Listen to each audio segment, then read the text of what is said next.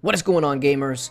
Aevatrex here, and today we're going to go ahead and talk about T3 players and where they stand right now in the current meta, because it's not a good thing. I'm going to go ahead and show you two hits that I got on this 102 million my player, which was mainly T3 troops. Now, of course, I'm going to start with cavalry as I usually do, because with players like this, they usually sit in infantry phalanx. It's just a habit that I've seen that most of these players do.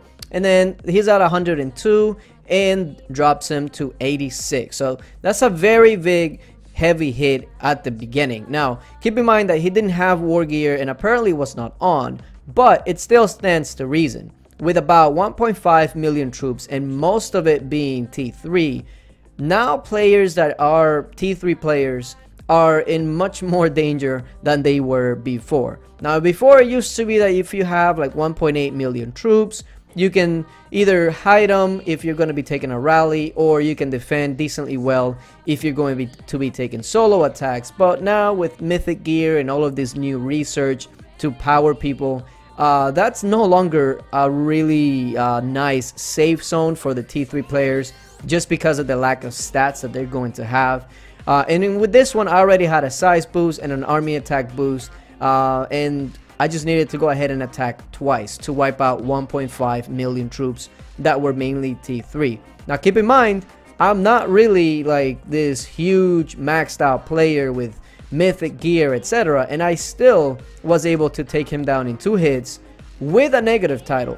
So nowadays, T3 players, if you do go into Fury, first of all, the best thing is to make sure that you're going to be reinforced by higher might players or T4 players, etc., and preferably either T4 troops or your front line.